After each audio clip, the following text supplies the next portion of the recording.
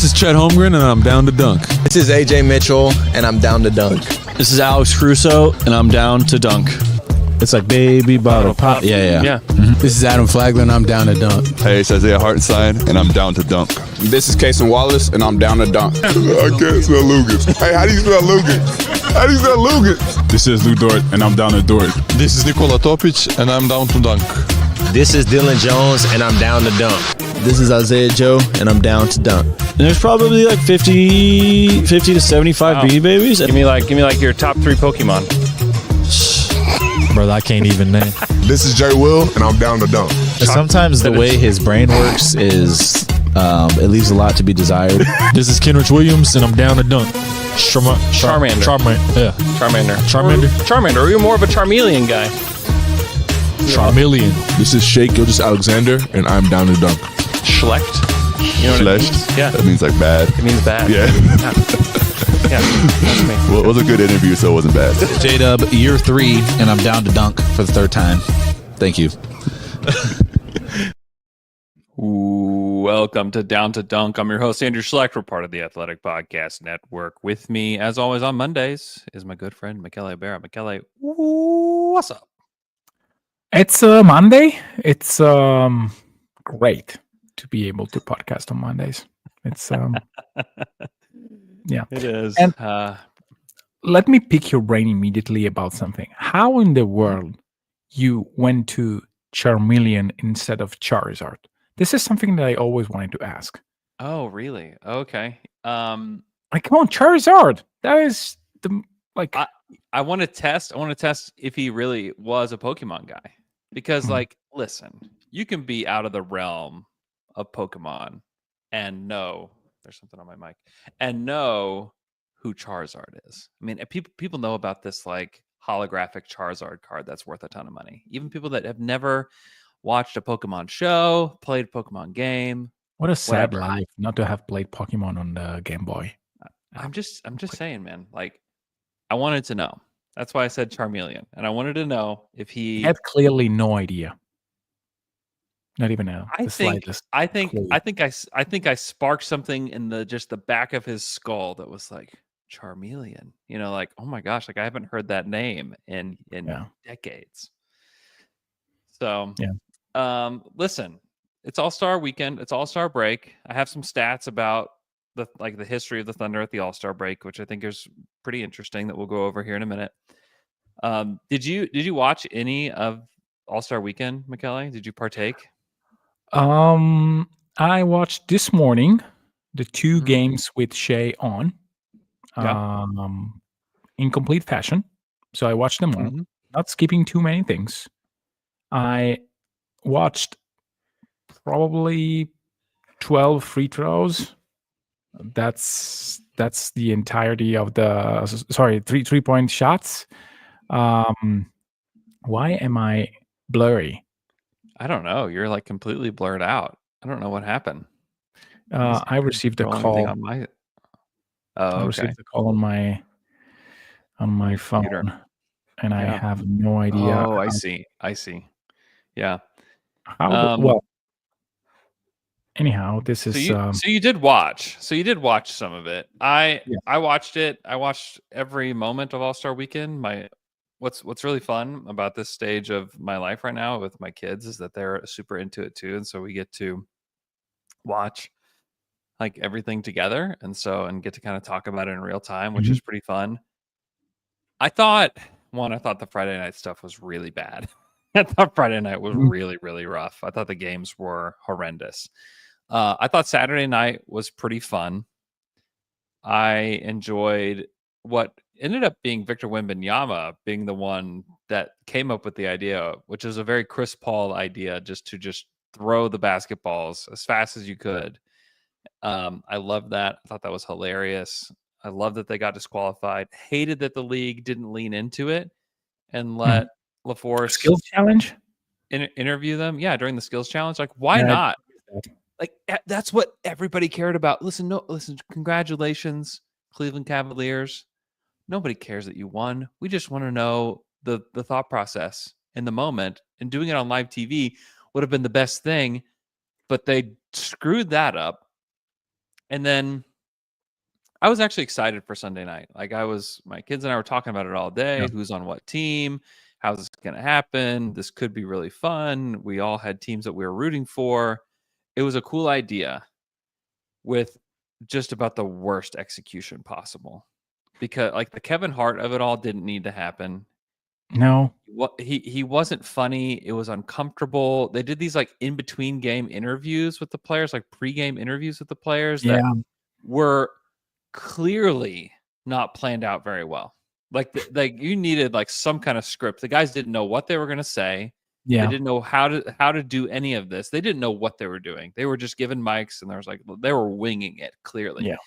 And even with players like didn't know what to without say. And player, then Kevin, like even the interaction that he had with Chuck, with Kenny, not fun. Like it's no, it was not enjoyable. It was weird. There were like maybe like 2 funny moments, but he was just a lot. The big breaks in between the games was too much. Like you should be able to play those first 2 games back to back, because there's nobody playing back to back games. And even if they did, they were 10-minute games. These were basketball games. You don't need to take a big break. If you really wanted to lock people in, play those first 2 games. If you want to do the musical act, whatever. But then just like you got to move quickly, and to stop the game in the middle of the game to honor the TNT folks, which we all know are coming back next year under a new partner. Like it's great. Like, yes, we all love them. It's great. Why are you doing this now? Like, there was just so much that just felt like it was all thrown together, and that they didn't understand their audience. It was not enough basketball. It was just rough. It was a rough watch, because there was too many commercials. There was too much fluff around it. The games themselves weren't that bad. No, too bad the international decided not to play the first 10 minutes in complete Thunder fashion.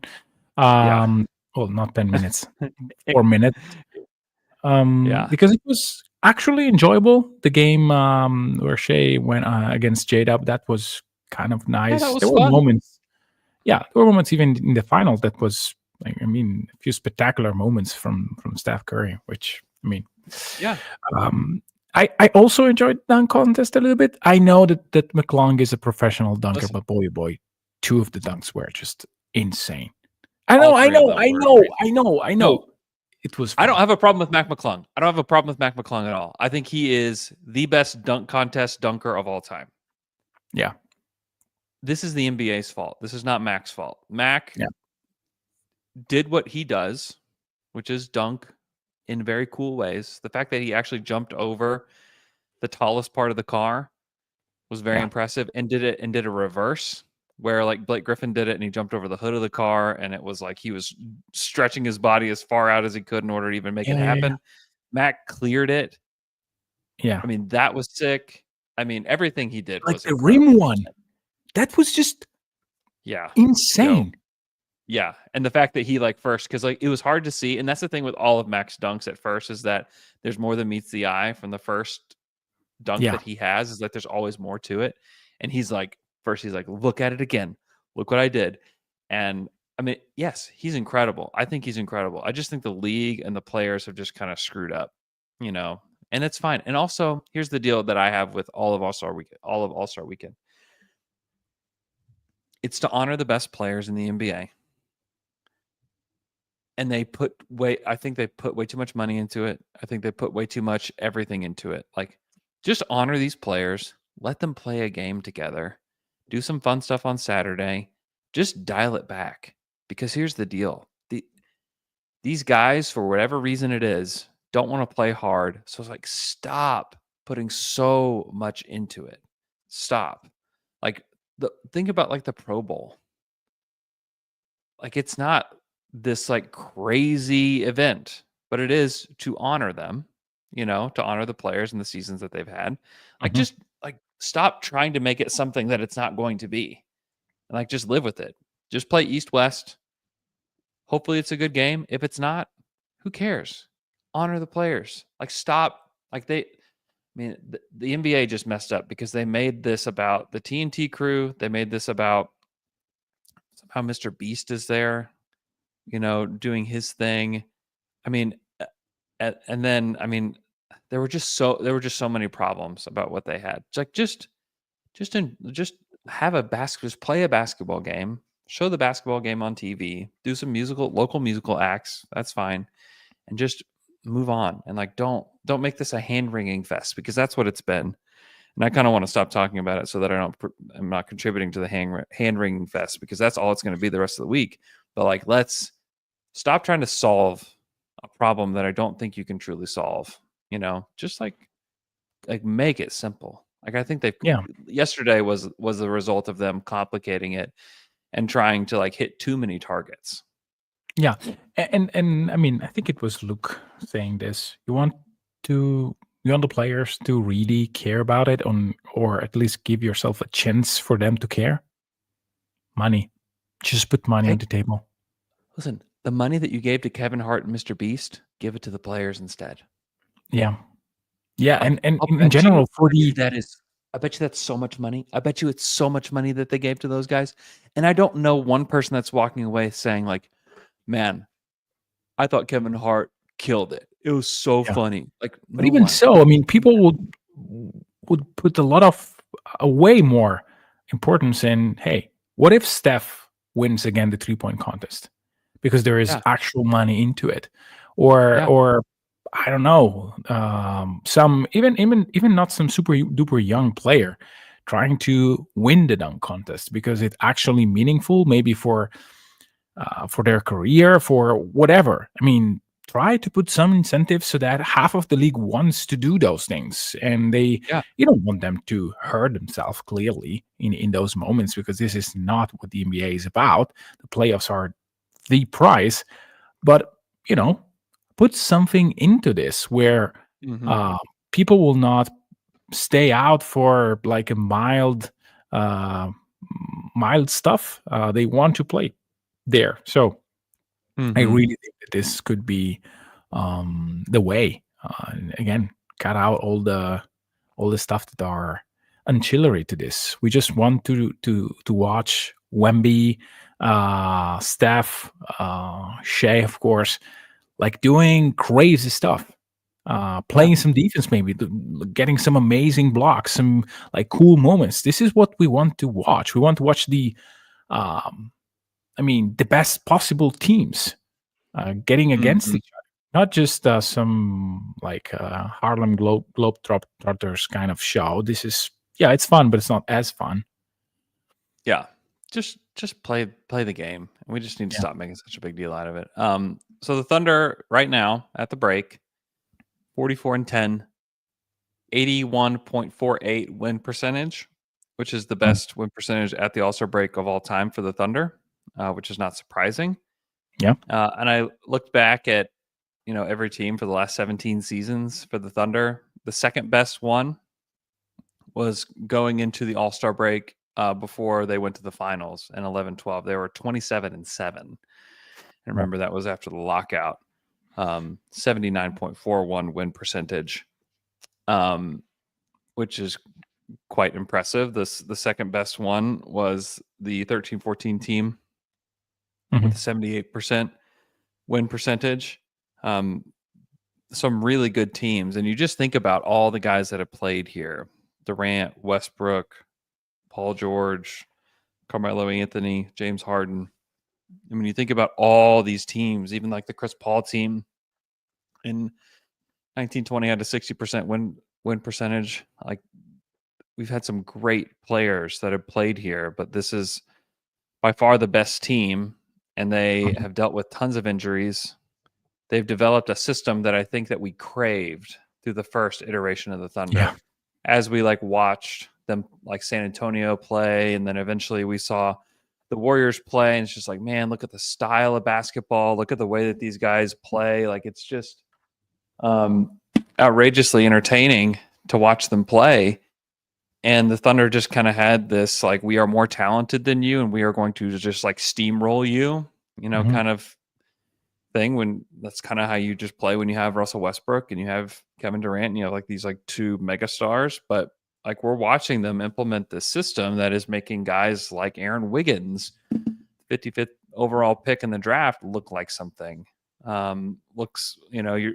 Lugens Dort, another guy undrafted, has looked incredible with this group. It's not just the Shays. I mean, this is like a whole group effort. I mean, you look at this team this year, there's 1, 2, 3, 4, 5, 6 guys in double figures this season, almost 7 with Isaiah Joe. And some of that is due to like the injury overlaps that have existed there, but they do have guys that are contributing across the board. And like there are tons of stats to say like this is the best Thunder team. And like looking at it at the break, it's pretty impressive. And then also the other thing that stuck out to me before I hand it off to you is that you look at like win percentage below 50%, which means that they're under 500 for this team. That's only 4 times, and since they've been in Oklahoma City, which is so impressive. And one was a year where everybody, including us, was just full of joy because this was the first year where they showed that they were on track. It was just 2.5 years ago. Yeah. 2022-23, they were 28 and 29. So like they were just like barely there. You know, they've really, in the history of the team, and I wish that more people would know this, is that they basically have had 3 seasons in the history of the franchise where they were bad, like really bad. It was the 21-22 season. At the break, they were 18 and 40. The 2021 season, they were 15 and 21 at the break. And then the 08-09 season, their first season here, they were 13 and 40 at the break, which is actually the worst win percentage at the break in the history of the team. Was the very first year that they were here. They didn't even get anywhere close to that at the 24% win percentage during the tank years here in Oklahoma City, which were grossly over talked about at the time. And like also like they were never that bad. They were actually never the worst team in the NBA during those years. And so I just thought like those things were really interesting to me.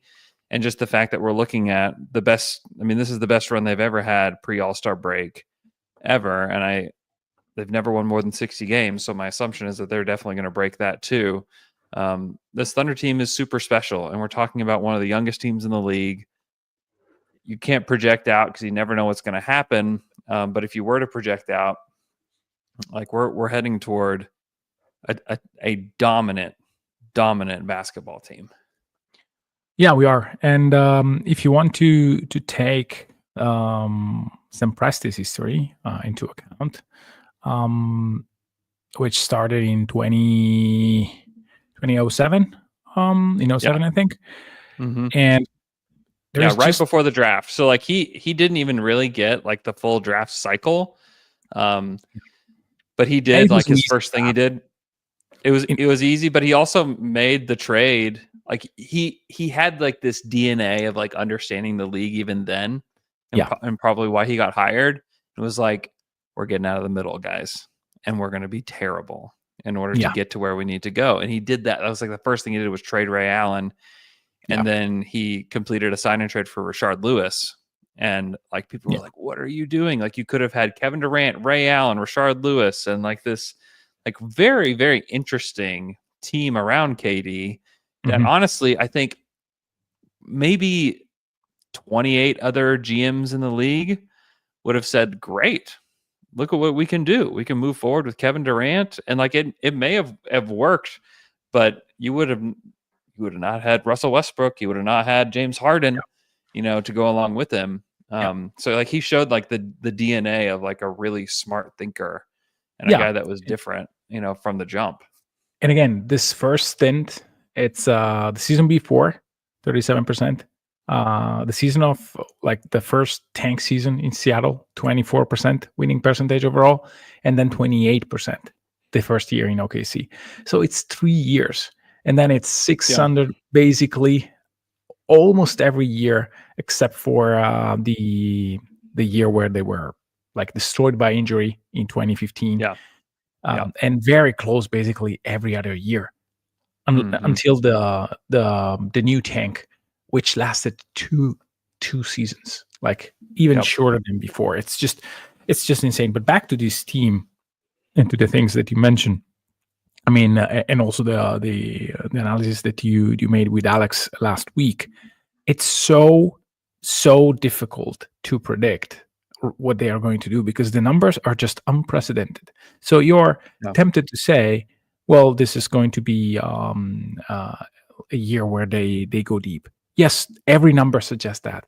Every single number suggests that this is one of the best team in NBA history by a mile. And it's clearly on Shea. This is something that yes, Totally. OKC has a lot of contributors, has a play style which is clearly helping the team, but they have Shea Gilgeous-Alexander, who is so I still think he's a little bit underrated for what he's doing, because yes, he has something. He has a team, he has players, and everything is true. But you can clearly see how he makes this team elite. He takes this very good team and makes it an elite team. And this jump, we always say this is the hardest jump to have, to go from like very good team to elite team almost every single night. And and again, credit to everybody on the team, on the staff, even on the roster, because it's not always easy to do what Wiggs does, or what Wiggs used to do, and what Joe is doing now, and being still connected to the team, mentally in it for the entire season, even if you're not given 15-20 minutes a night. So it's really special what they are doing. But again, to me, what Shea is doing this year, which is, hey, every single one of the opponents are basically setting their defense in order to just limit you. There is no other agenda. It's just, hey, let's do whatever we can on Shea. And he is almost as efficient as ever, more prolific scoring than ever in his career, adding every single year a little bit more. Because the three ball, I mean, we should talk about that. It's not elite in terms of percentage, but if you look at the volume, it is going up, and the percentage that are going up from last year, this is just like insane. How difficult and it's not like a steady diet of spot up shooting. It's mostly off the dribble. Mostly off the dribble. Yes. Yeah. What do you think about the way he's shooting it? And obviously, like, he's shooting 36%. He's finding moments. What do you think about just like the way that it looks when he's shooting it? Because that's just something that I was actually thinking about it the other night when watching the team.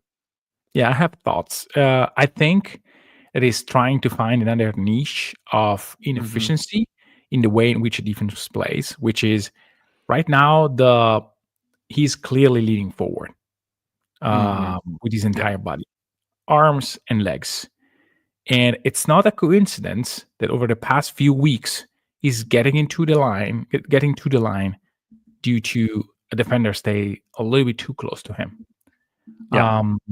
It reminds me a lot of something that is not cool, which is the way in which Russell Westbrook used to take shots before, which was like leaning forward in his jumpers. He used to do that in his elbow jumpers.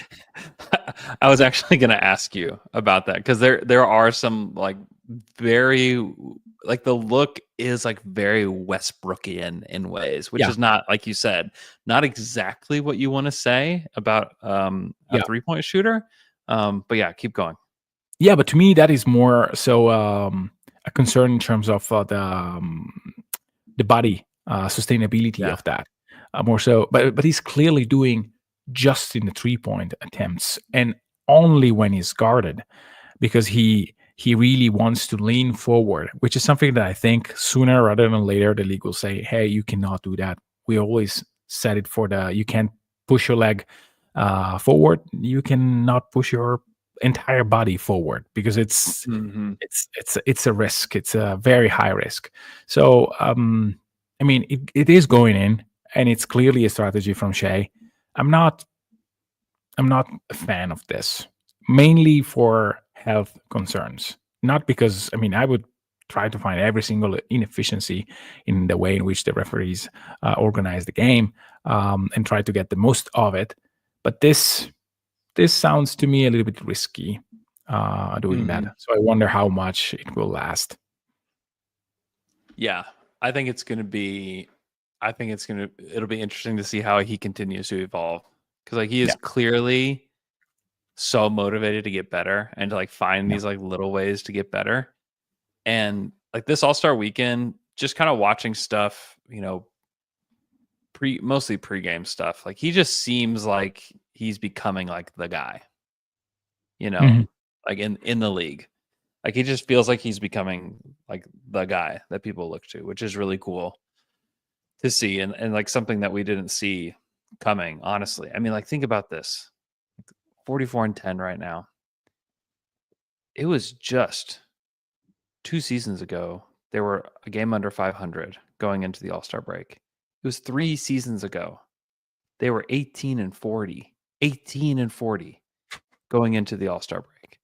So many games. This has all happened right, by the way, so fast. Yeah, it's a lot. 48's a lot. Yeah, 4 more games than what they had this year. That's why I had to go by win percentage. Yeah. But man, it's just so impressive, the turnaround and how quickly it's happened. And Kenrich talked a little bit about this the other night, that like he just wouldn't have predicted that it would have happened this fast for them. But and part of that too is J-Dub and like his emergence and how good he's been this year, which I think, like you said, Shea is probably a little bit underrated. I think J-Dub is like completely underrated. I don't think that people like the average NBA fan understands how good this guy is. And a lot of it starts at the defensive end for me. Like offensively, he's clearly one of the better forwards in the NBA. But defensively, the way that he locks in just like at pretty much every moment and is ready to defend anybody and everybody. From point guards to Karl Anthony Towns to, any big guy, he'll defend, and he's ready to play whatever position you want. I mean, this guy, I sat down with him at Summer League, and the first time he ever played the 4 was for the Thunder in Summer League when he played against Jabari Smith. Yeah. Like that was the first time he'd ever played that position. He was a guard. I mean, this was a small guard. Going into college, he grew a few inches, but even in college, he was the point guard for Santa Clara. Like this was a ball handling point guard. And then to be able to evolve into like this do it all forward, one, you have to credit the Thunder so much for seeing the vision for him and for helping like carry that through, because even the draft process, people did not have him pegged as a do it all forward. No, he was a like guard that people were like, I don't know if he's athletic enough. I don't know if he has enough wiggle with the ball.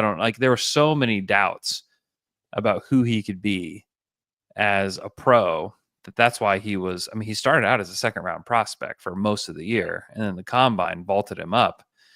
But like, just credit to him for being able to lock in like he has and to defend like he has, and then to really take on whatever role you want. And that's one thing that stayed consistent with him, is that like from the beginning, he was like, I'll do whatever I need to do to win.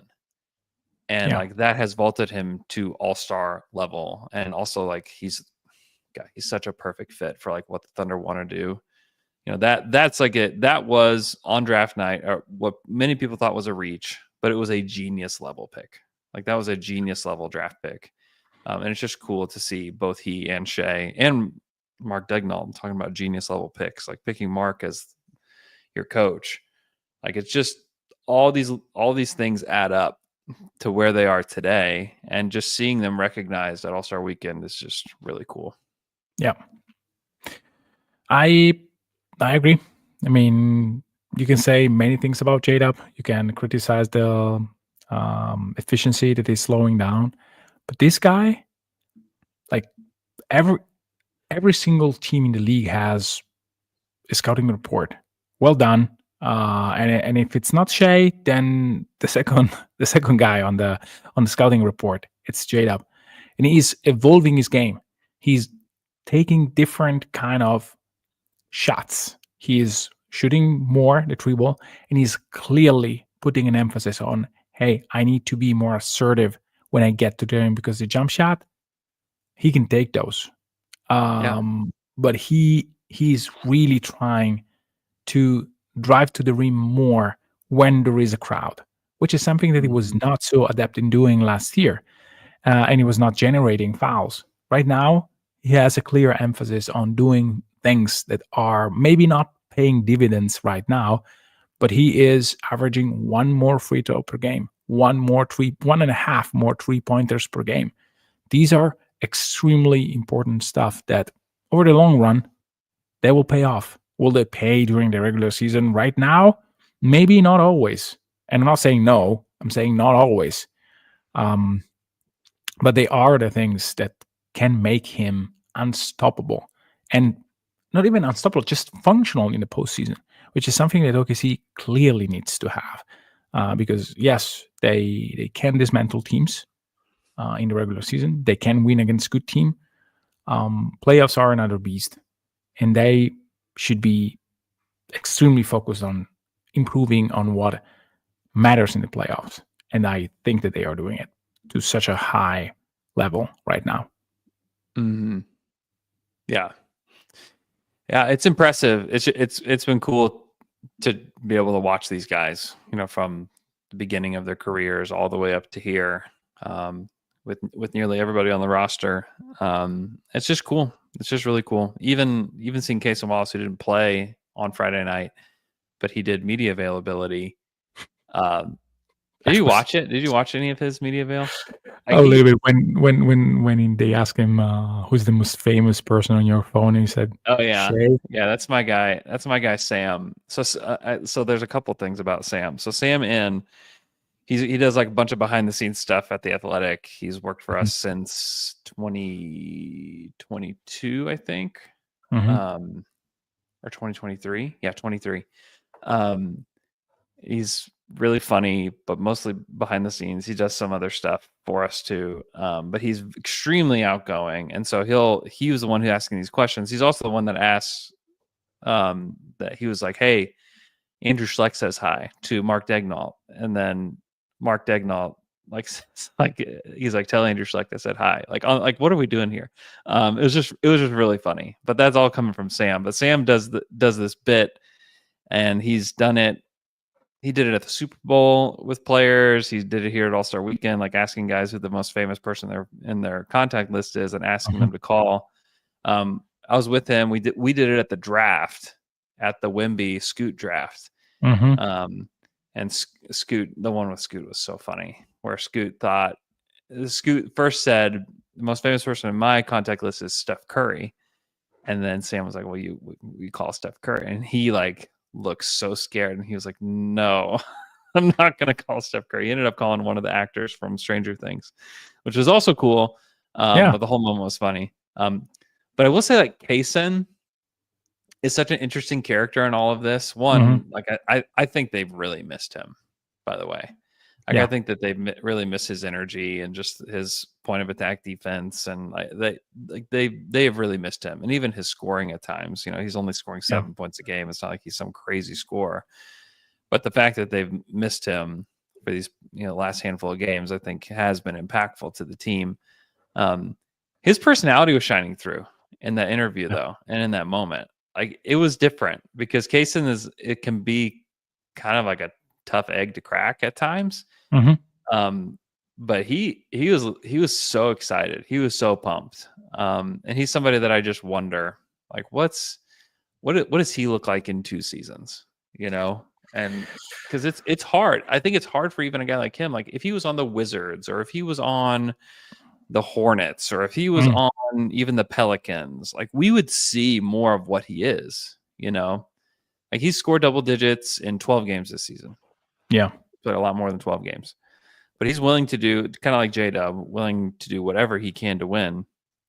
But what is he capable of?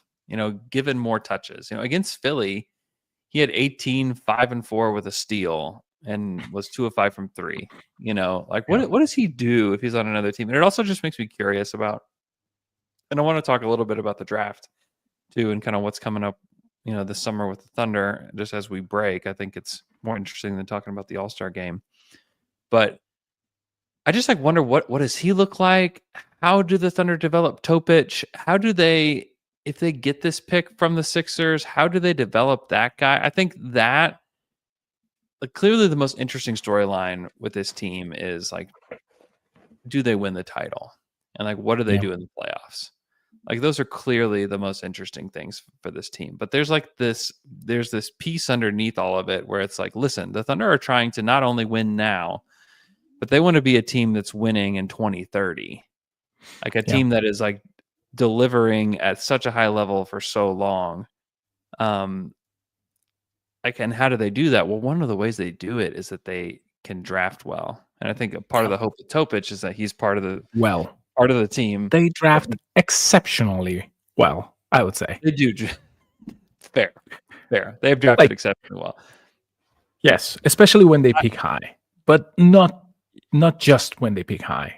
And again, if you're there and thinking about Alex Pokusevski, Usman Jang, Dylan Jones, if you want to, this is just like everybody else has. Yeah, the point is, take the median value of their draft choices. I don't consider Shea to be a draft choice, but it's not very far from that. They clearly wanted him here. Yeah, after a season where you could say, yeah, he can be a role player, a nice young player, role player. Maybe one day he will be close to an all-star. So yes, it's not a draft, but it's a talent evaluation when a player is extremely young, and they are exceptional. There is nobody who come in close. And yes, and you also have to value the choice that they have. To me, KD is a great pick, but it's a less explosive pick than the one of J-Dub, for example. Oh yeah, where you have choices, where there is no consensus. Because Wemby, nice job from the Spurs. There is nobody on planet Earth that would have taken someone else there. So this is a great pick, also not a great talent evaluation kind of stuff. Well, it was a proper one, but a very consensual one. Yeah, I mean, they've essentially, when you look back at the job that they've done. Take Kevin Durant and Jeff Green. Jeff Green was probably not consensus at that spot. Is a fine pick, but also you look back and there's not. Maybe Joakim Noah or somebody like that. You can look back at. I mean the 08 draft. Russell Westbrook was not thought of as that guy, but he to me is clearly the best player from that draft. The guy that you would want. He's still playing at a pretty high level. 2009 James Harden. Not totally consensus in 2009 either, not the best player probably in that draft, but top 3. Probably not, but one of them, they nailed that. They nailed that pick without a doubt. You could argue about should they have taken Steph Curry. I think that would have worked out a little bit better. I think personality wise, and for a lot of reasons, you could think that. But you drafted a Hall of Famer, You can't question that. There's obviously questionable picks like Cole Aldridge at 11, but go back and look at that draft. There was nobody else there. Yeah. Getting Reggie Jackson at 24 was a great pick. Yep. You just look up and down of what they've done and some unconventional stuff, even taking Josh Giddey. And I know that there's a lot of probably not great thoughts about Josh out there right now, but Josh is a NBA player that will be in the league for a very long time. Yeah. And I think that's still a pick that they are proud of and should be proud of, at this point. Chet was one that was an easy one, but and then J-Dub at 12. That's great. Getting Kaysen at 10, I think, is great. And we don't really know about consensus. No. Oh, Chet? Yeah. Yeah, I mean not totally consensus, but very top 3 for sure. Yes. So top 3 for sure. Yeah. Yeah. Then Kaysen at 10, that's a great pick, and we won't know about Topic, for a little bit. I think it's just going to be hard to jump on this moving train. This train is moving faster and faster as we go, and I think it's going to be tough. It's going to be Yeah, tough. And yeah, go ahead. well, I was just going to move to start talking about this draft, but if you have anything else that you want to say, like Very quickly, I mean, it's going to be hard, not just jump on the moving train, but also stay on the moving train. We know that OKC is very proud, or I believe we know, it's very proud on building, developing, and keeping their own players. They will not be able to afford, or in general, to keep every single player that they get. This, in no particular order, will be Hartenstein, Lou Dort, Caruso, Joe, Wiggs. I think that they will have to make choices, hard choices. In 2 years, they will have to basically choose, and it's not really the case, but allow me to be a little bit more drastic than, and not like as refined as I should be in this moment. But they should basically pick between Kazon, Dort, and Hartenstein. Not the entire lot can stay, because I'm assuming that J-Dub will get a max, Chet will get a max. Then you have 30 millions in Hartenstein. You have the next contract of Lou Dort. You have the first contract of Kayson Wallace.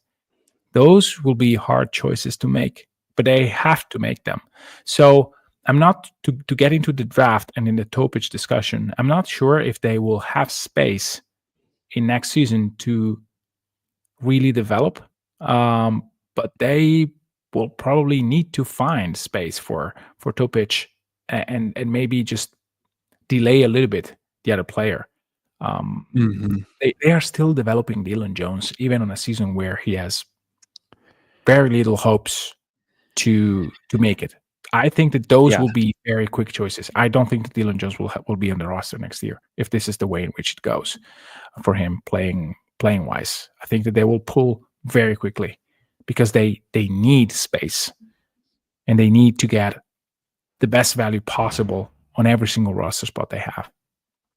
Yeah, I do. I even, this is funny. My wife even asked me, like, while games are going on, like, what do you think they're doing with Dylan Jones? It's just like, I mean, that's just so interesting. To have Amy, like to see Amy asking you, like, what are you doing with Dylan Jones, Andrew? Like, what's going on here? Like, why are they playing Dylan Jones? Like, why is that guy playing right now? Yeah, I think that they're the same team they've always been, and that's like they want to explore the roster. They want to know everything about every player. Like, and you can only learn so much through practice. And so I do think they're trying to figure some stuff out with him. I think that as we get closer to the playoffs, and this is just my own guess, I don't know if this is going to happen or not. My guess is that those minutes will start to fade and that they're going to try to really zero in on what they can do come playoff time. And they have plenty of players to play. Yeah. Like guys that I think will truly play. Yeah.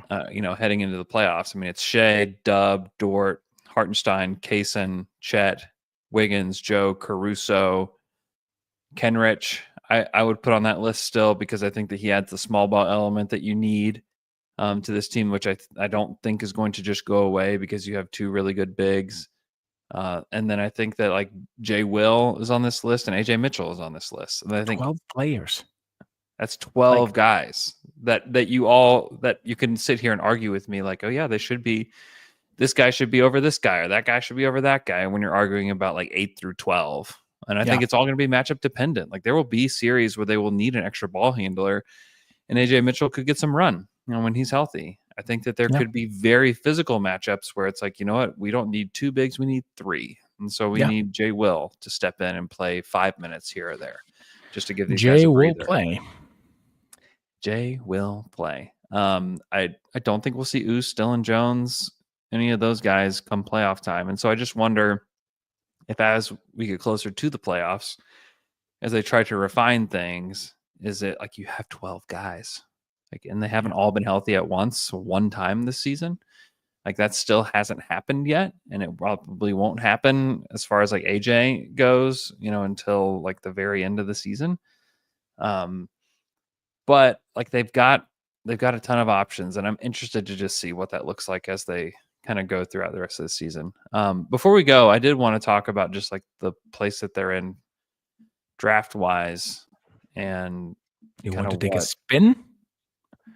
I'm going to take a spin, and I can pull it up here on the stream just because it's more fun for everybody to get to participate in this tankathon spin. But the 76ers are in a very interesting place for the Thunder in that this pick is top 6 protected, and currently they sit at 6th. And so it's still the odds are still tilted in the Thunder's favor as far as like getting this pick, but anything can happen here. I still wonder about Brooklyn. Chicago, I think, is going to continue to try to pull the plug. I think that the Blazers are probably too far gone. And I think if you're somebody that's just like, I'd rather have the 8th pick than have no shot at this, or even the 9th pick, then like we'll see what happens here. But I'm going to take this spin and see where this lands. See, falls down. Thunder get the 7th pick. They could have a chance at Con Knipple, who's had a really outstanding season for Duke. Yeah. Can you hear that piano in the background? Yes. Okay. We'll let Archie play us out as he's practicing piano here on this President's Day. But I just think that they're in a really interesting spot when it comes to the draft and what could happen here. Like, not only do they have 7 here, where it could be, you could have Con. I think Kasparis is like very thundery from Illinois. They've got some interesting guys here. I don't think that they would Common from Duke would be a guy that they go for, just because I don't know that they need another big man. They also have 22 here, which I think could be interesting. Yeah, for OKC. Just some interesting things afoot for the Thunder, I would say. And then the Heat, if the Heat continue to fall, this is what you want, by the way, is like if the Heat are in the lottery, that means the Thunder get the Heat's pick unprotected next season. So like this is what we're rooting for right here. Like this is what we want the Miami Heat, or I guess they're here. Sorry, I was pointing at the Warriors pick, I guess. We want the Heat to not be there. We want the Heat to follow. And trading Jimmy, who knows? They only scored 8 points in Jimmy. They only scored 8 points in that fourth quarter against the Thunder, so I think anything is possible. But I just think this is interesting, and like this pick here. While you look at this team, they're 12 deep of players that you would definitely want to play for you. You know, a guy that's selected at 7 in this draft for the Thunder, could help shape the future of the roster and like the viability of them like keeping their main guys together. And so I just think it's something to watch. And I mean, Con is very thundery, and a guy I think is very, very interesting. I don't know what you think. Wait for them on picking Noah Esenge and stash him for a year because they don't have space, and then bring him in next year. I mean, you could. That's the beauty of where the Thunder are at, is that there's like basically nothing they could do that you could say it doesn't make sense. You know, like they could, like, we need to talk about him. He is interesting, but I mean, they can swing for the fences. They could swing for the fences. Like there are guys that are more, polished and ready to go. I think Con is one of those guys. I think McNeely is another shooter that's got good size. That he's got. I wonder about McNeely just defensively. What does that look like? The passing hasn't been as good as I had hoped it would be. But I just think we'll continue to dive into the draft. That's just the beauty of this team, is that not only can we talk about winning the title, but we can also talk about how they could add the 7th or 8th pick in this draft, which is extremely exciting for draft heads like you and I. Yeah, or they will just go completely crazy and try to trade and get PJ Edgecombe. and get like a super. That duper. would be shocking. That would be shocking if they Yeah. went for VJ. He's just not very thundery. I know, but he's so Competitive as like the athleticism, the competitiveness, the defense is like Yeah, he is a defender with a sensational upside. Not in the he's a passing chops, monster. which, but also not really not a passer. Like he's not whatever. I'm also like very interested to see if they would do something crazy like this. Just say, okay, let's go weird. Yeah, it's again, that's the thing. Like there's nothing that you can say about this team that would be crazy. Like Bill Simmons the other day on his show was talking about how the Thunder should, just offer everything for the number 1 pick. Like they're the 7th pick if they had it, and then like 5 first rounders to get Cooper. That's not going to happen. That 3 picks may get you to 4. Yeah, or maybe 9 picks is what it would maybe have to be, Yeah, but again, But if you have a flag, then you just draft. It's like Wemby. Nobody will trade Wemby. I agree. We always talk about it, but the only time that ever happens is if the team is at like 3, that's trading up. Yeah, like this happened in what was it? The Michele or the not Michele. Why am I just completely blanking? The Jason Tatum draft. Happened? Tatum, yeah, Markelle Fultz. Sorry, Markelle Michele. Fultz, Why was I yes. saying Michele? Yeah, Markelle Fultz. Yeah, and I know Nato in the chat says no one would trade Luka. I mean, Luka, it's a different brand, a different story. Just because a once in a lifetime trade happens, it doesn't mean that like I honestly think it's a cautionary tale to every GM. It's like, hey, you know what? This bad press is about as bad as it can get, and you don't want to be that guy. Like you don't want to be the next guy to do that. And so I think teams may even be more careful. Yeah, moving forward. Yeah, and again, I've got to go, Michele, because I've got to go watch some basketball. My oldest son is playing in a 3-on-3 tournament today, and so going there and then going to a doctor's appointment to check on my knee. Your knee. My knee. So hope everybody's doing great. Hope you guys enjoy your Monday. Some time off from basketball, some time off from Kevin Hart will do us all some good. Hope you guys enjoy the rest of your day, and we'll talk to you guys again on Wednesday.